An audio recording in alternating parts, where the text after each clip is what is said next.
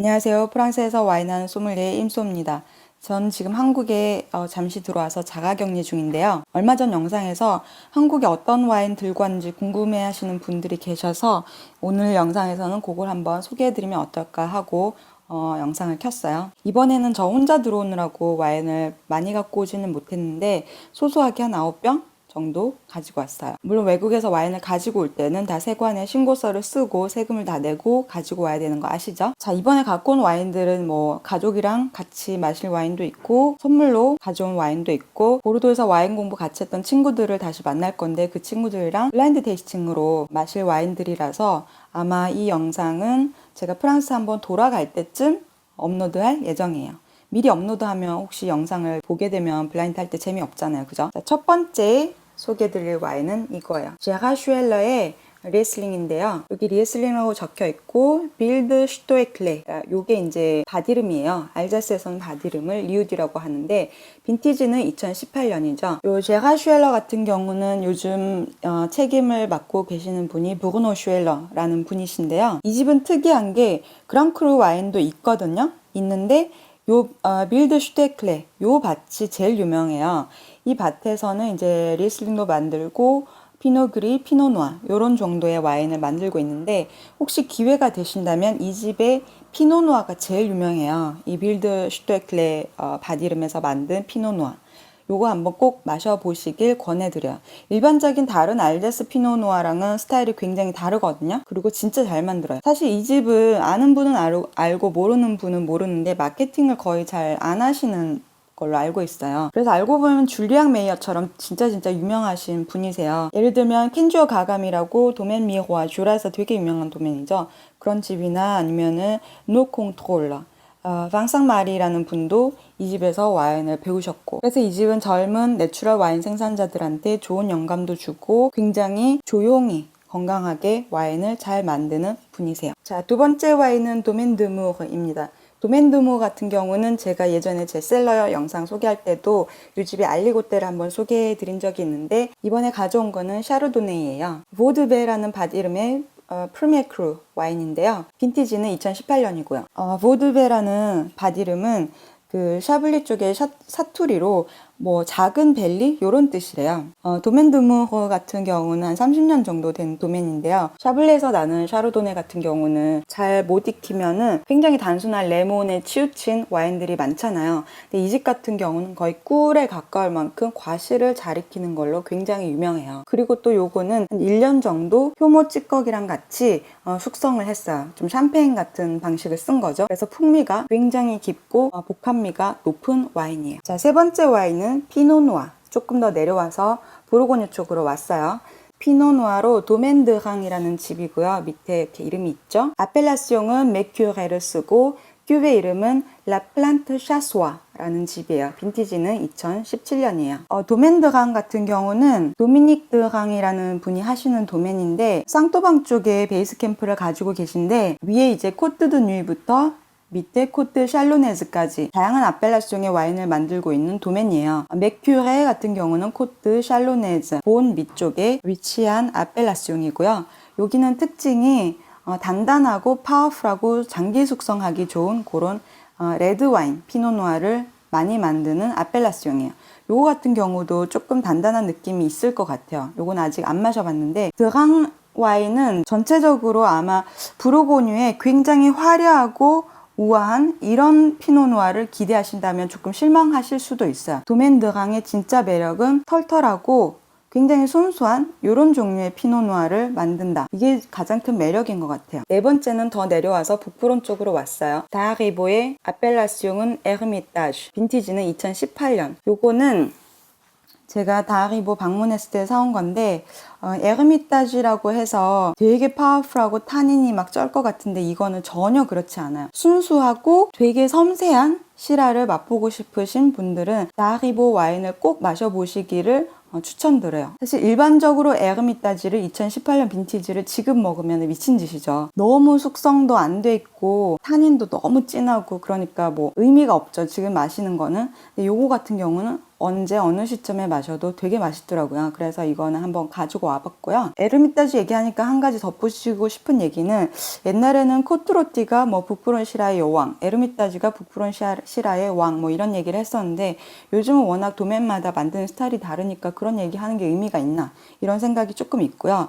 자매품으로 이제 이탈리아 북부의 피에몬테 지역에 바롤로랑 바르바레스코가 있죠. 바롤로 같은 경우는 뭐 네비올로의 왕, 바르바레스코는 네비올로의 여왕 뭐 이런 얘기를 하는데 이것도 마찬가지로 제가 예전에 마스터 소믈리에들이 하는 얘기 들었는데 동의 못하는데 이거나 그거나 그런 식으로 이거를 분류할 수 있나? 너는 어떻게 생각해? 나도 그게 동의는 안 돼. 이런 식으로 얘기하는 걸 들은 적이 있어요. 그래서 그런 틀에 막 갇혀서 와인 테이스팅 하시는 거는 조금 비추하는 입장이에요. 자, 5번째 와인은 보르도로 넘어왔어요. 샤또 듀포 비방이고 요거는 드시엠 그랑크루 클라세 2등급 그랑크루 클라세 와인이죠. 아펠라시옹은 마고고요. 빈티지는 2009년이에요. 보르도 와인을 제가 사실 옛날에 보르도에서 공부할 때는 엄청 찾아서 마셨는데 보르도를 떠나고 나서는 의외로 잘 안 찾아지더라고요. 그래서 이건 이제 창고에 잠자고 있는 거를 데려왔는데 이거는 제 친동생 부부랑 같이 한번 마셔볼까 하고 가지고 온 와인이에요.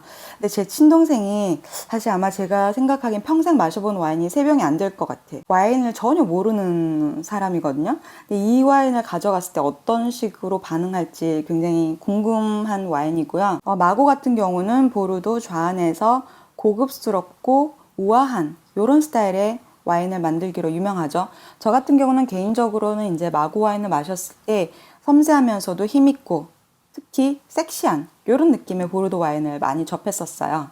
그래서 마고는 제가 되게 좋아하는 아펠라시옹 중에 하나고요. 특히 빈티지 2009년 같은 경우는 굉장히 숙성력이 좋고 되게 훌륭한 빈티지로 유명하죠. 요게 이제 12년 정도 지났으니까 지금 마시면 어떤 모습일지 굉장히 기대되는 와인 중에 하나예요. 자, 6번째 와인은 도멘 레스티냑이라고 해요. 도멘 레스티냑 같은 경우는 수드웨스트에 위치한 와이너리인데요.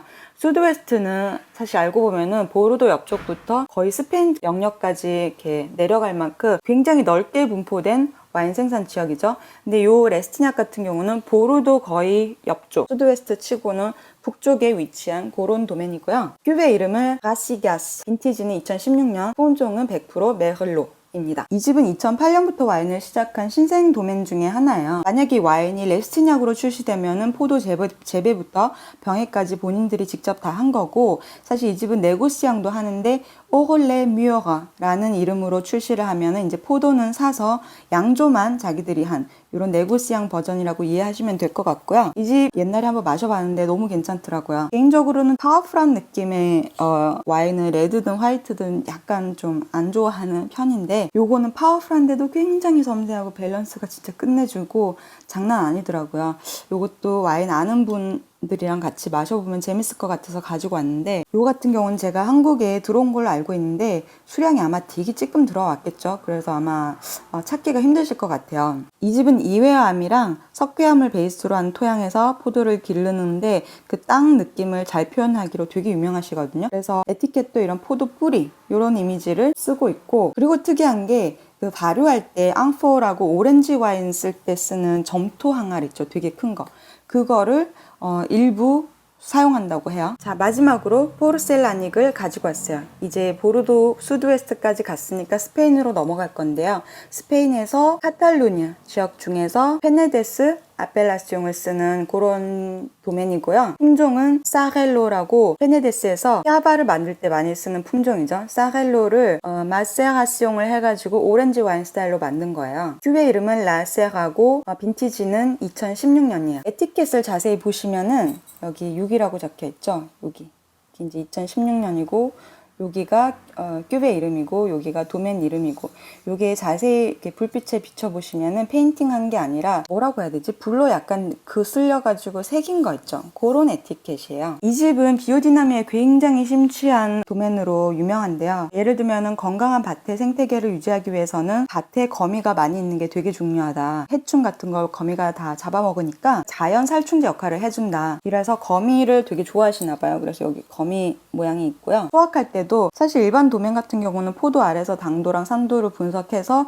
어느 시점에 수확할지 결정해서 바로 나가잖아요. 이 집 같은 경우는 벌의 움직임을 잘 관찰해서 자기가 원하는 대로 움직일 때 원력에 따라서 과일의 날이 다가오면은 그 날 중에 하나를 선택해서 수확을 한다고 하세요. 그리고 제가 아마 다 이해하고 싶어도 이해하지 못할 만큼 다양한 비오디나믹 농법과 와인 양조법을 쓰시는 것 같은데, 예를 들면 소비자 입장에서는 이제 이 집 사람이 추천하는 게 홈페이지에 가면은 2018년도 기준으로 어떤 날짜에 맞춰서 와인을 먹으라고 가이드라인을 이렇게 제시해 놨어요. 보통 사람 같은 경우는 이제 원력을 보기가 힘드니까 원력에 따라서 과일의 날이라는 게 있는데, 예를 들면 1월달 같은 경우는 이날 먹는 게 가장 좋고, 그날 스케줄이 안 맞으면은 뭐 차선책으로 이날도 괜찮긴 한데, 이날은 예를 들면 몇 시에서 몇 시 사이에 먹는 게 좋고 다른 시간대 먹으려면 먹지 마라, 이런 얘기겠죠. 이거를 꼼꼼하게 1월달부터 12월까지 날짜랑 시간을 다 적어놨어요. 그래서 제가 이거는 재미로 그걸 맞춰서 한번 마셔볼까? 라고 생각하고 있어요. 그리고 이 집 아저씨가 비오디나믹 뿐만 아니라 다른 부분도 얼마나 섬세하냐면요, 뒤에 보시면은 자기가 생산한 밭의 이름과 뭐 밭의 그 고도, 어떤 식으로 포도 재배를 했고 포도 그 수령이 어느 정도 되는지 정말 깨알같이 다 적혀 있어요. 서티피케이션은 뭘 받았는지 하면, 물론 아왕산염을 첨가하진 않았지만 포도 양조 과정에서 자연스럽게 생긴 아왕산염이 있잖아요. 그거는 뭐 리터당 4mg 정도 들어있다, 이런 식으로 굉장히 디테일한 게 적혀 있고, 또 소비자 입장에서 되게 중요한 거 있죠. 와인을 보관할 때는 5도에서 18도 사이에 해라, 와인을 마실 때는 10도에서 12도 사이에 해라. 근데 제가 이걸 쭉 보다가 정말 대박이었던 게 뭐냐면은, 밑에 잘 보이실런지 모르겠지만 이게 와인잔 그림이 보이죠? 리델의 특정 품번을 제시하면서 리델 와인잔, 내가 추천하는 이 잔을 마셔라 라는 것까지 정해주셨어요. 그리고 이 집은 이렇게 점토병을 쓰잖아요. 와인이 빛에 차단되는 게 되게 중요하다라는 생각을 가지신 분이시라서 이 집에서 캬바라는 스파클링도 나오는데 그것도 이런 점토병에 들어있어요. 물론 위에는 이제 뮤즐레 캡슐이 있고 아래는 점토병. 대단하신 분이세요. 생산 단가가 굉장히 올라갈 거 아니에요. 근데 그럼에도 불구하고 이런 점토병을 쓰고 계시고요. 아래는 이렇게 생겼어요.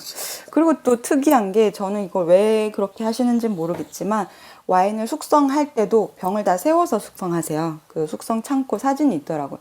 다 세워서 하시고, 그리고 예를 들어 6개짜리 한 박스를 구매를 하잖아요. 보통 와인들은 이렇게 박스에 이렇게 눕혀서 오잖아요. 근데 이 집은 나무 상자에 이렇게 6개가 서가지고 손잡이가 달린 이런 상자에다가 넣어서 배달을 해주세요. 이것보다 더 상위 규배가 있는데 슈헐리라고 효모찌꺼기랑 장기 숙성한 와인인데 그거는 너무 파워풀해가지고 제가 작년에 마셨을 때 먹지도 못하겠더라고요. 최소 막 4, 5년은 더 기다려야지 그게 맛이 날 것 같아가지고 그것보다 한 단계 아래급의 요거를 이번에 가지고 온 거예요.